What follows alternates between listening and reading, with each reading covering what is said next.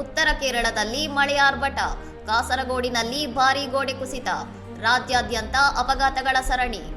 ಉತ್ತರ ಕೇರಳದಲ್ಲಿ ಎಡೆಬಿಡದೆ ಸುರಿಯುತ್ತಿರುವ ಮಳೆಯಿಂದಾಗಿ ಜನಜೀವನ ಅಸ್ತವ್ಯಸ್ತಗೊಂಡಿದ್ದು, ಕಾಸರಗೋಡಿನ ಕಾಂಜಂಗಾಡ್ನಲ್ಲಿ ಬೃಹತ್ ತಡೆಗೋಡೆ ಕುಸಿದು ಬಿದ್ದ ಘಟನೆ ನಡೆದಿದೆ. ಯುಬಿಎಂಸಿ ಶಾಲೆಯ ಕಲ್ಲಿನ ಗೋಡೆ ಮಧ್ಯಾಹ್ನ 2:15ರ ಸುಮಾರಿಗೆ ರಸ್ತೆಗೆ ಕುಸಿದು ಬಿದ್ದಿದ್ದು, ಅದೃಷ್ಟವಶಾತ್ ಆ ಸಮಯದಲ್ಲಿ ರಸ್ತೆಯಲ್ಲಿ ಯಾರೂ ಇಲ್ಲದಿದ್ದರಿಂದ ಭಾರೀ ಅನಾಹುತವೊಂದು ತಪ್ಪಿದೆ. ಮಳೆಯ ಅಬ್ಬರ ರಾಜ್ಯದ ಬೇರೆಡೆ ಮಾರಕವಾಗಿದ್ದು, ತ್ರಿಶೂರ್ನ ಕೊಡುಂಗಲ್ಲೂರಿನಲ್ಲಿ ಮರ ಬಿದ್ದು ಸ್ಕೂಟರ್ ಸವಾರ ಮಣಿಕಂದನ್ ಎಂಬುವರು ದಾರುಣವಾಗಿ ಸಾವನ್ನಪ್ಪಿದ್ದಾರೆ.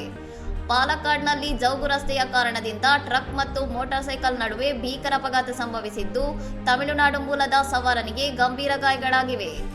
ಮಲಪ್ಪುರಂ, ಕೋಯಿಕೋಡ್, ವಯನಾಡ್, ಕಣ್ಣೂರ್ ಮತ್ತು ಕಾಸರಗೋಡು ಜಿಲ್ಲೆಗಳಲ್ಲಿ ಮಳೆರಾಯನ ಆರ್ಭಟ ಮುಂದುವರೆದಿದ್ದು, ತಗ್ಗು ಪ್ರದೇಶಗಳು ಜಲಾವೃತಗೊಂಡಿವೆ. ಭೂಕುಸಿತ ಮತ್ತು ಮರಗಳು ಉರುಳಿ ಬಿದ್ದಿರುವ ಕಾರಣ ಹಲವೆಡೆ ಸಂಚಾರ ಸ್ಥಗಿತಗೊಂಡಿದ್ದು, ಮಳೆ ಮುಂದುವರಿಯುವ ಸಾಧ್ಯತೆ ಇರುವುದರಿಂದ ಕರಾವಳಿ ಭಾಗದಲ್ಲಿ ಹೈ ಅಲರ್ಟ್ ಘೋಷಿಸಲಾಗಿದೆ. ಇನ್ನಷ್ಟು ಸುದ್ದಿಗಳಿಗಾಗಿ ನೋಡ್ತಾ ಇರಿ ಸೌರಂ ಟಿವಿ.